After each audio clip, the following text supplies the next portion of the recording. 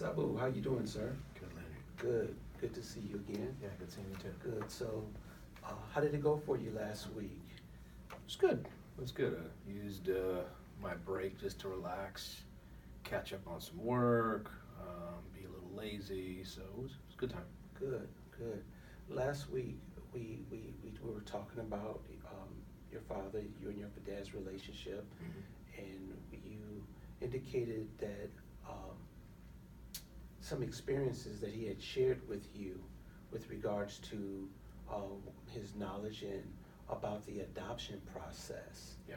And it kind of it appeared to be like a clarifying moment for you and for the relationship with regards to understanding how he was actually reviewing the adoption process based on his past experiences.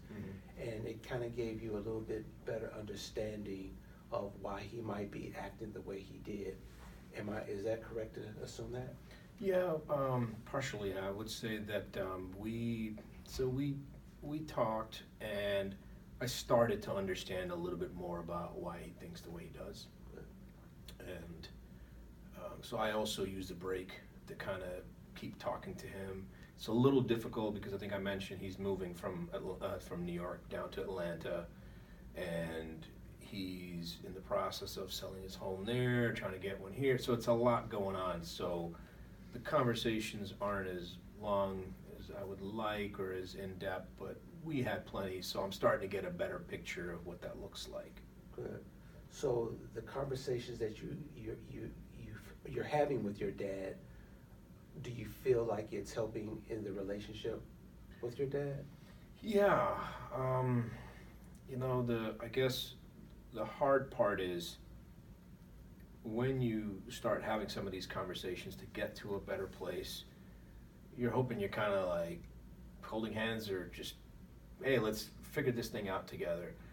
But there's so much stuff from the past and all this. You have to go backwards, literally, right? In order, if you want to take 2 steps ahead from where you are, you might have to take a step or even 2 backward and that can be a little bit frustrating. You said that word backwards twice. Can you just clarify what you mean by backwards?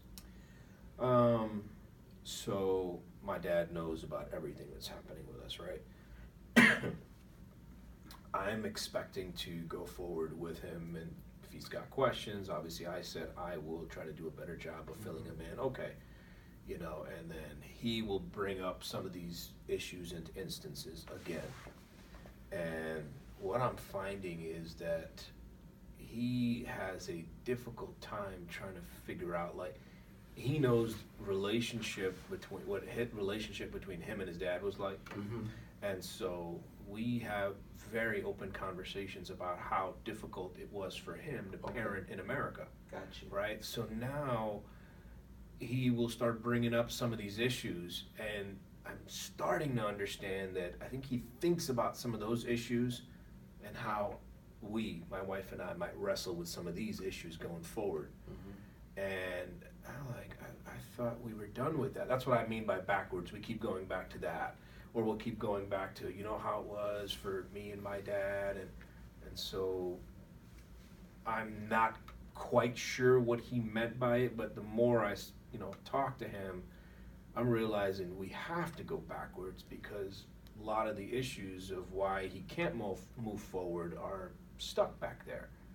And so stuff with his dad, stuff with me and him, he thinks about this and thinks about, well, if it was that hard for us, it's going to be really hard for you guys, is what he's trying to indicate without saying those words. I get it. So how does that make you feel? Do you feel like he's understanding you, or do you think that he's really focusing more on his issues as opposed to really trying to understand what's going on with you and your wife in this adoption process? I will say he's trying. Okay. And I'm not thrilled with where we're at. Okay. But I am definitely happier than where we started. You started. Right? Okay. So we're moving in the right direction. Got you. Right? And like anything else, before you take a few steps ahead, you may have to go backward, and I'm finding that to be the case. I noticed you said the word thrilled. Mm-hmm. Let's talk about that for a minute. When you thrilled, what really would thrill you?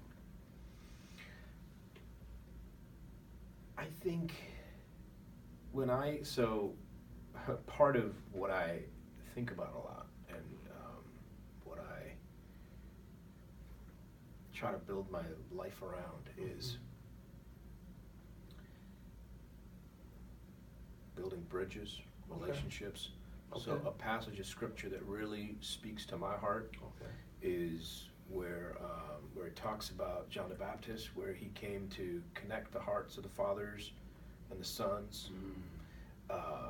And so that's something that was instilled in me by my dad. Got you. When I hear that message, and when I don't see it quite being lived out, that's a little disturbing. Right. So I don't know if you were to ask me to paint a picture, I don't know what the best picture is, but I'd like for him to be by my side. He can tell me, I don't like this, I don't understand it, but I'm at least by you. I'll be okay with that. So the reference that you made to John the Baptist, why did you pick that particular scripture? It's a long story. I think I told you I'm in the middle. Okay. I have two parents, immigrants. I have two younger sisters. So I've always felt like I'm kind of the one that holds the old school and the new school together. Okay.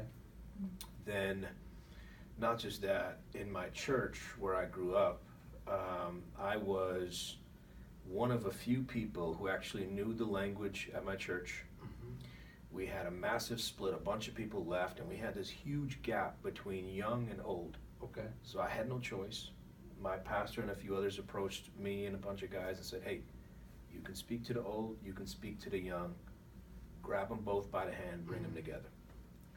Then I'll tell you a little bit more. At work, I started out in the IT department, worked my way up. Eventually, I became a compliance officer. Okay. I had to talk to audit, I had to talk to business, I had to talk to IT, and I had to talk to finance. Okay. And again, my role was just bringing all of these people Bring together. it together. So this wasn't just a scripture. It was like something I felt like, whoa, this is like something happening in front of me that's Got like you. living this out.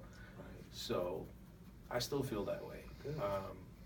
I left my career and went to seminary for that reason. And I'm getting into counseling for that reason, because I think the need, even when I was in the corporate America, there's nobody to talk to people.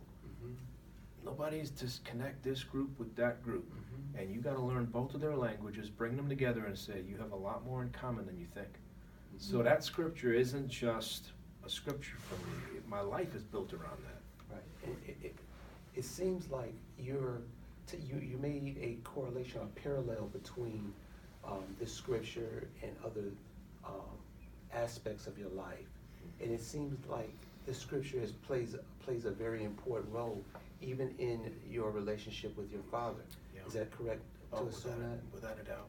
Okay. Also, with regards to your wife, you made mention to your wife. Can we talk a little bit about your relationship with your wife and your father, and how the three get along together? Can we talk about that just for a minute? Yeah. Anything specific you want to know? Well, you mentioned it, and so I'm assuming that he has a relationship with her. Yeah. And you mentioned how you all, get along together. So I'd just like for you to just clarify what that relationship actually looks like. Yeah, so the relationship is good. After we got married, we lived with my parents for about 14 months till we Okay. got our own place. So I think if you can live with your parents for a while, Okay. that speaks volumes about the relationship. Not just that, I was close enough where even after we moved, we helped them. And my wife and my dad get along really well. Good. My dad's just kind of quirky and funny and cracks jokes and stuff, and my wife loves that. And the interesting thing is we've prayed together. We've done a lot of things together, but specifically this conversation, this is not something that comes up unless I bring it up. Got you. Yeah. Got you. Now, how's your father doing now? Because you mentioned it last week that he wasn't feeling too good, that Yeah. he was ill. How's he doing now? Yeah, he's better physically. Good. And I think I mentioned we're speaking. Good. You know, we're talking on a regular basis. Okay. Sometimes I'm hesitant to talk to him on an everyday basis, and he understands that, you know, because this is a lot to process. Yes. So it's not that I don't want to talk to him, it's just that I'd like to have my thoughts and everything together before I talk to him. Okay. Because I don't know where we're gonna go when we talk. Right. So. Now, with the adoption, how's that process going for you guys? Yeah, it's coming up on close to 2 years now. Okay. So it's very patience testing. Okay. Good thing is we've gone through lots of hurdles for lots of paperwork already. Okay. Somewhere in the next few months, we're going to find out we're going to have to travel overseas. Okay. So it's moving along really well. Good. And very quickly at this point. Good. So how are you feeling about the process right now? About this whole process? About the process, the adoption process? Because, and let me clarify, I think just to kind of get an idea of how you're processing it outside of the relationship with your father, I just want to get an idea of how you're processing just the adoption piece of of this equation. I'm really excited. Okay. Part of me is like, I'm not sure what to expect. Okay. Right. And another part's like, I know there's gonna be some unknown variables, right? Mhm. So I do believe that either I am equipped Okay. or I will be equipped, Okay. either by the Lord or by a community around me that's gonna help me be what I need to be. So that, to me, I find that exciting. I Good. really like that a lot. Great.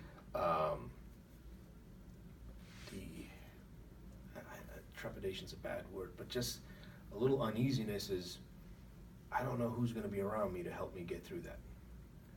So you feeling a little uncomfortable? Can you explain to me what that feels like? Yeah,